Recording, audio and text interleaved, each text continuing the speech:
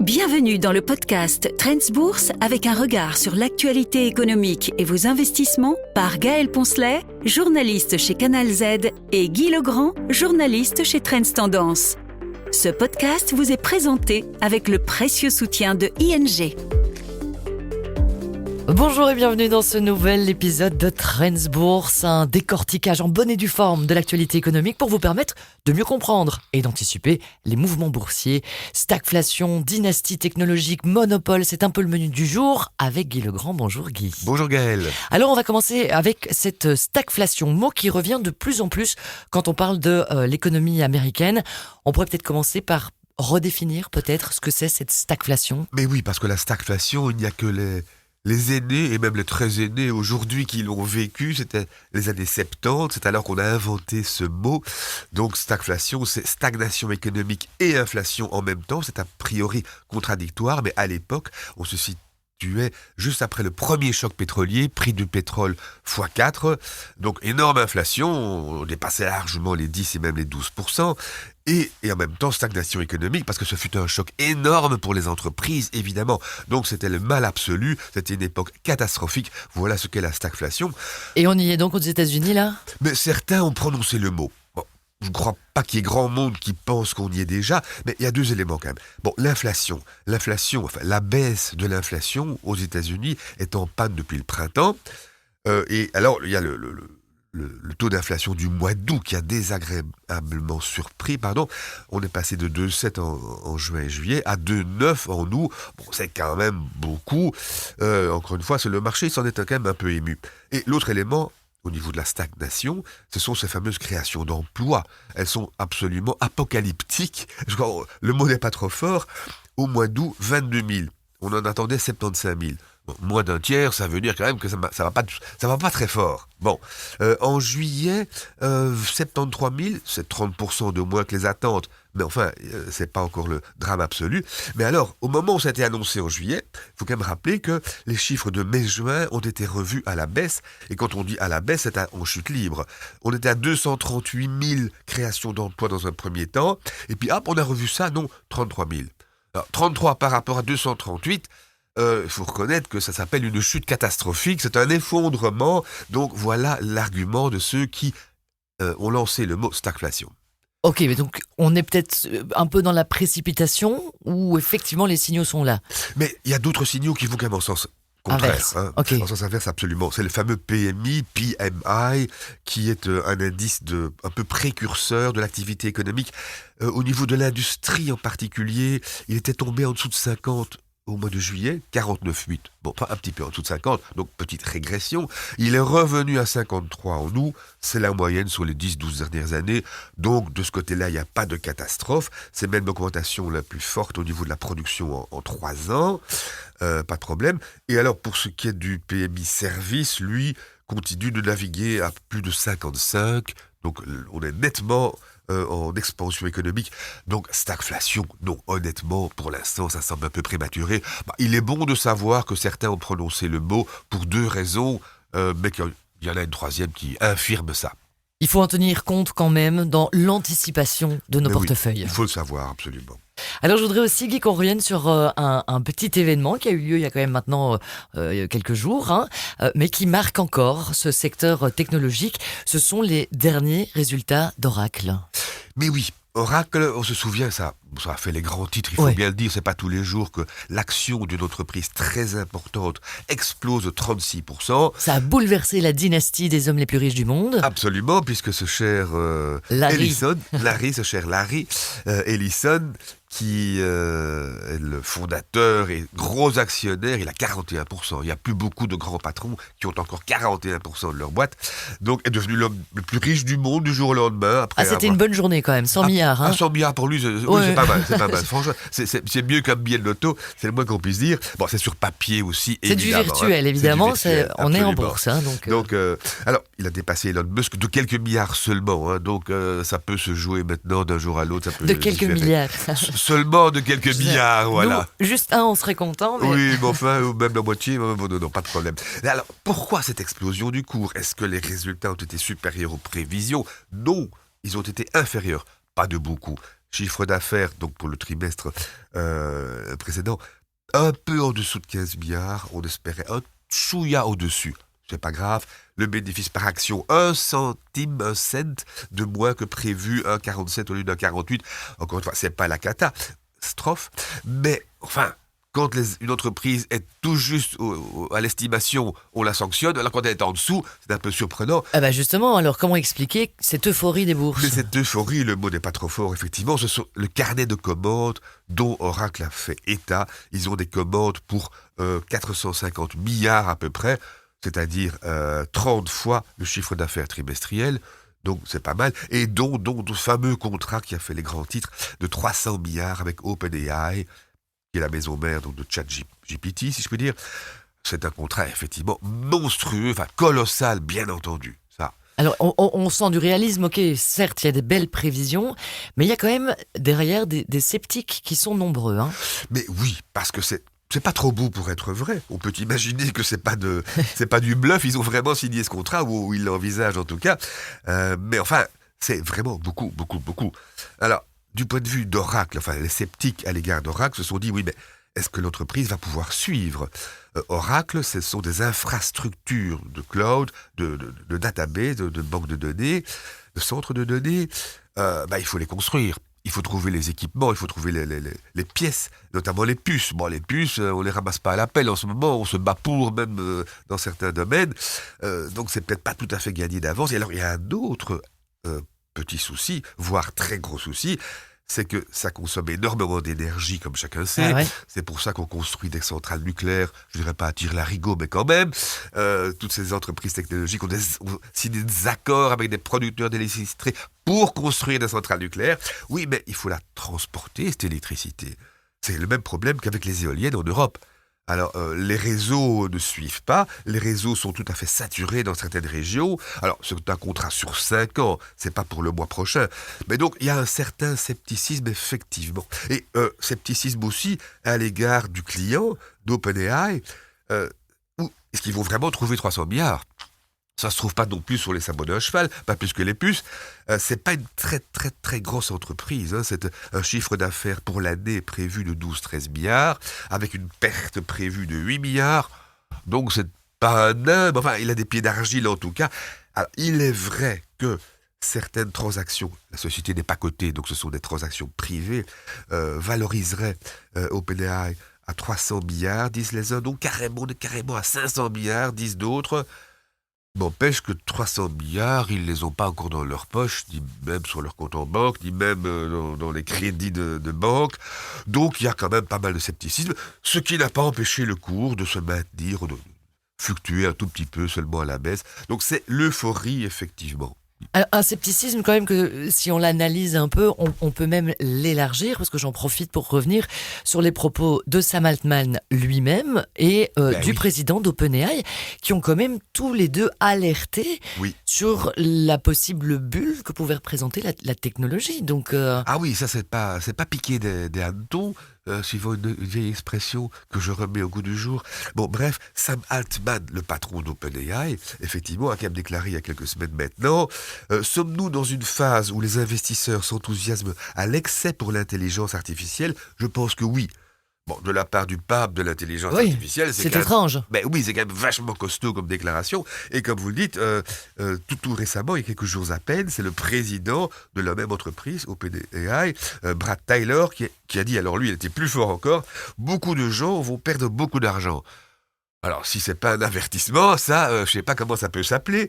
Donc oui, c'est vrai qu'au niveau de l'intelligence artificielle, les gens qui sont les mieux placés pour en juger estiment que les valorisations sont romantiques.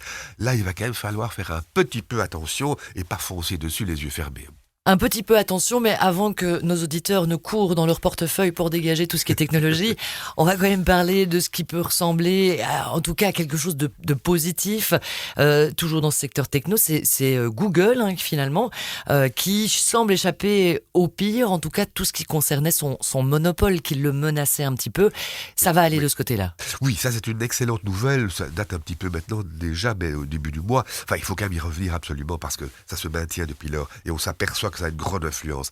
Alors, non seulement le patron de Google a été invité, enfin d'Alphabet, société mère de Google, a été invité au dîner de la Maison-Blanche le 4 septembre en compagnie de ce cher Donald, comme tous les grands patrons de la tech d'ailleurs, mais surtout, lui avait quelque chose à fêter, c'est que 2 jours plus tôt, cette fameuse décision de justice, Google ne doit pas vendre Chrome, son navigateur Internet. C'était la menace qui pesait.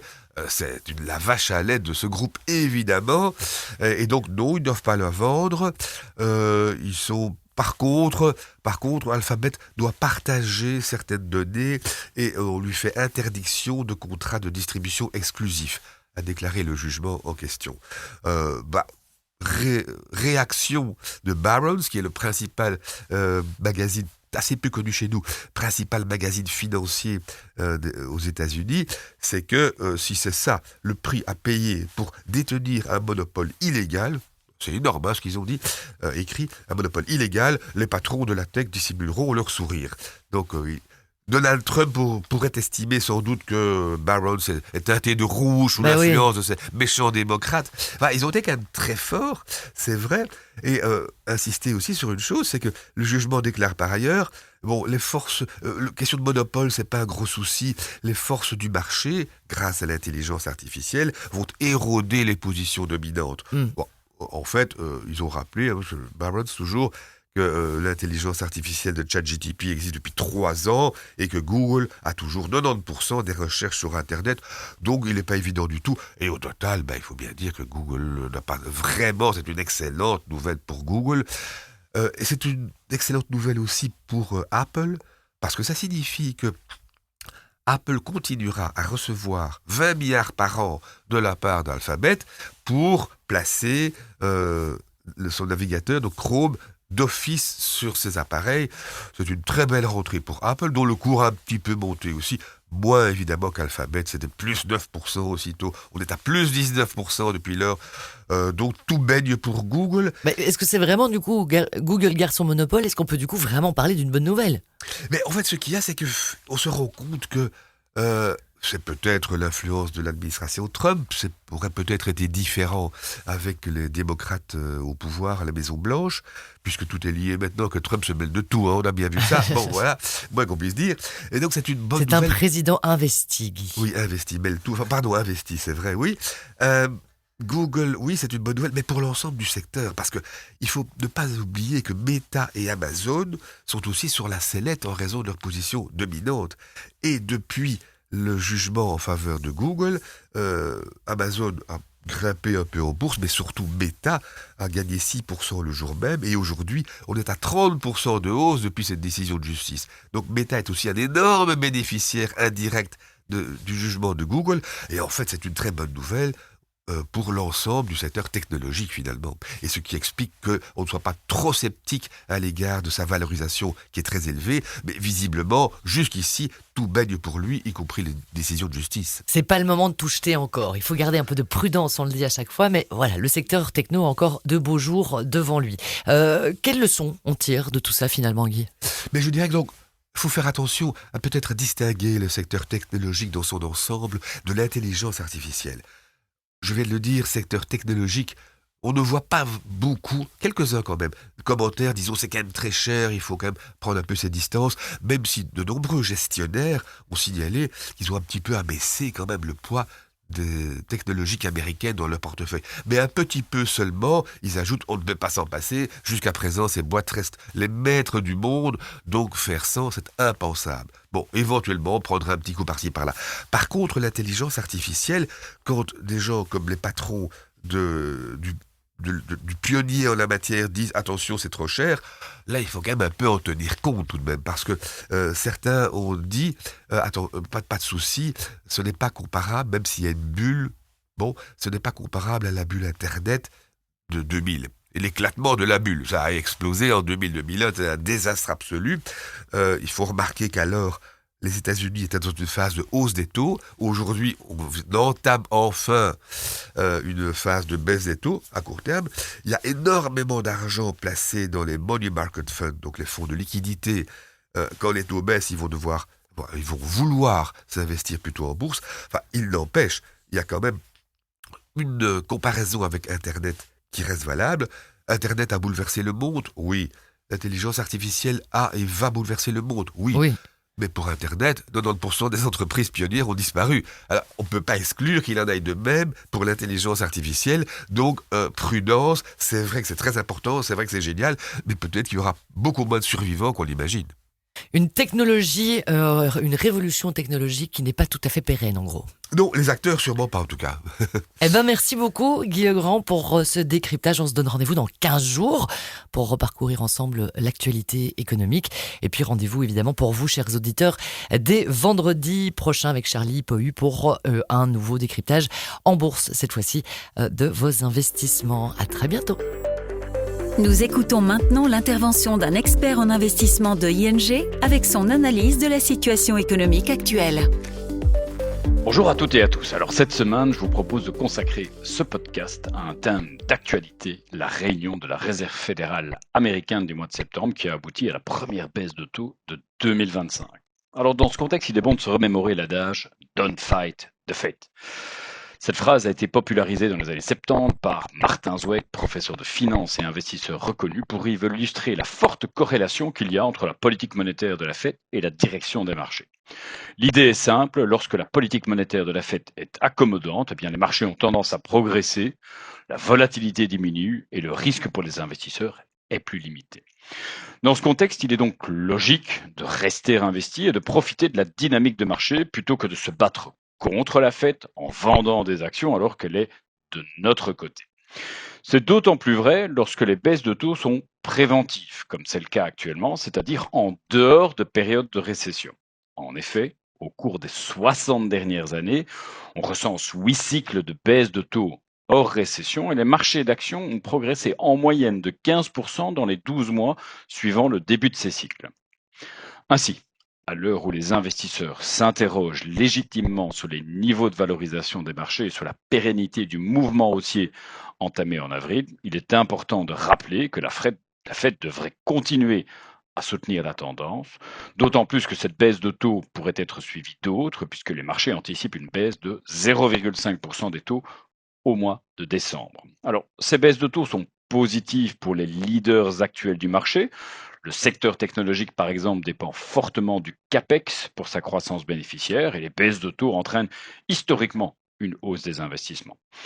Mais ces baisses de taux ouvrent également de nouvelles perspectives pour les investisseurs. En effet, historiquement, les petites et moyennes entreprises surperforment lors des phases de baisse de taux car elles sont plus endettées et dépendent davantage du financement bancaire que les grandes entreprises. Enfin, les pays émergents bénéficient également des baisses de taux de la Fed, notamment parce qu'elles exercent une pression baissière sur le dollar, devise dans laquelle beaucoup d'entre eux se financent encore. Pour toutes ces raisons, il convient donc de ne pas se battre contre la Fed, mais au contraire de rester investi pour profiter du mouvement. Il est également judicieux d'élargir son exposition à des segments de marché comme les small caps ou les pays émergents qui pourraient amplifier la tendance positive de marché. Selon l'ombre au tableau, le dollar devrait bien entendu rester sous pression. C'est pourquoi une politique de couverture active s'impose. Voilà pour cet épisode du podcast Trends Bourse. Vous trouverez plus d'astuces, de conseils et d'analyses pour vos investissements chaque semaine dans Trends Tendance.